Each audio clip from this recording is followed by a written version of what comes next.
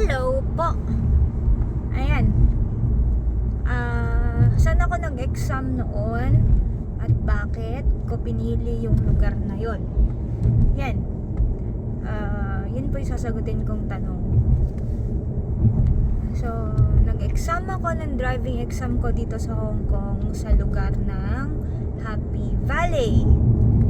Tapos, hindi ako taga ron. Kagaling ano. Pwede naman ako mag-exam sa Homantin.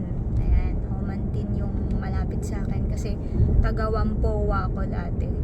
Yung restaurant na may barko.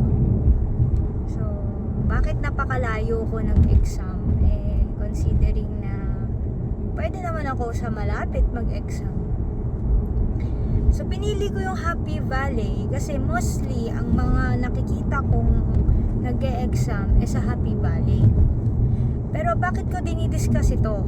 Bakit ko sinasabi yung Happy Valley sa inyo na exam center? So, isa sa mga gusto kong sabihin sa vlog na to, vlog, okay naman ang Happy Valley pero hindi siya yung the best exam area. Maraming nakakapasa sa Happy Valley pero marami din ang bumabagsak. So, ang average ng nag-e-exam doon, di natin sure. Pero, parang kung may 10 nag-exam, 7 ang makakapasa. 3 ang babagsak. Bakit doon sa Happy Valley ang maganda? Especially sa mga baguhan. Yung no experience. Ayan. Gusto ko sabihin bakit sa baguhan kasi traffic doon. Doon masaya mag-exam kasi traffic. Bakit masaya mag-exam kapag traffic? Ang bilis ng sasakyan hindi kontrolado ng driver. So bakit magandang bagay 'yon? Kasi you will just show your confidence when it comes to driving, but you will not be overly thinking about your speed. Kasi the traffic dictates the speed of your ride. So, okay na okay yun. Goods na goods yun. Kasi, hindi ka sobrang bothered sa traffic. Ikaw, bahala na yung traffic kung kaano na siya kabilis. Ayan. So, pag baguhan ka, I advise you to take your exam in Happy Valley. Yan. So, meron din kasi dito sa Shatin. I was looking at the exam center here in Shatin. Kasi nandito ako ngayon sa Taichung-hang, malapit sa Shatin area. Nakita ko nang nag-e-exam dito. Driver on test nakalagay yung sasakyan niya. Ayun, wala siyang kasalubong, wala lahat. Tapos, she's driving like 30 to 40 km per hour. It's good, pero para sa akin, kapag you're not overly confident to take an exam na wide open, tapos yung skill mo talaga ang makikita at kailangan makita ng examiner, mahirapan ka. Bakit ka mahirapan?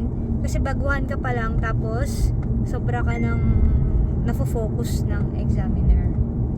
So, hindi ko alam kung ilan ang average na nag-e-exam, pero nung pumunta ako sa transportation department ng Shatin, wala akong nakitang Pilipino doon, wala, yan.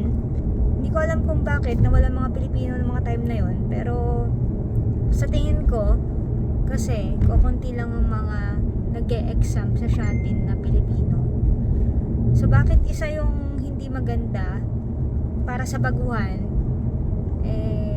Wala ka mapagtatanungan. Wala ka makikitang vlog, mga tips patungkol sa Shatin area.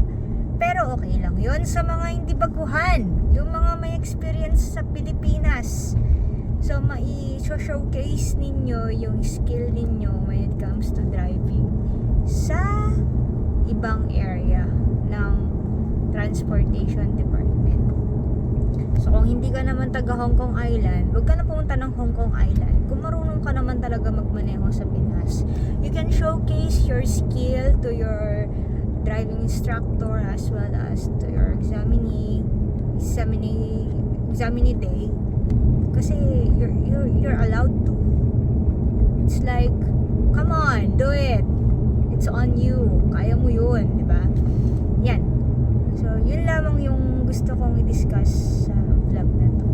I hope yung mga may gustong mag-exam sa Happy Valley, mag-exam kayo doon. Pero kung nakikita, kasi sa Happy Valley, actually crowded ang mga exam time doon. Tapos sa mga instructor doon, maraming marunong mag-English, pero masyado silang maraming hawak na nag-e-exam. So kung halimbawa 1 hour sana ang exam, ang practice time ninyo, no? 1 hour sana, nagiging 40 minutes na lang kasi late yung exam, yung instructor mo. Bakit magiging late? Kasi galing siya sa isang student niya. So medyo lugi, kailangan mo magpasensya, pero ganun talaga ang buhay. So lagi ka pang minamadali, ganyan. So I urge you not to take your exam in Happy Valley if you're not so beginner. Ayan. Kasi mas malaki yung chance na maurat kayo pagka nagpa-practice kayo, kasi yung area doon traffic na, hindi mo pa matest yung skill mo, hindi ka makapag-S parking ng matino kasi traffic sa S parking area ninyo. Imagine mag-S parking ka lang, nata-traffic ka pa. What the heck, di ba? Yun. Na bago yung topic ko. Pero yun lang ang summary. Okay sa Happy Valley pag beginner. Pag skilled na, I urge you not to take your exam in Happy Valley. Thank you so much and goodbye.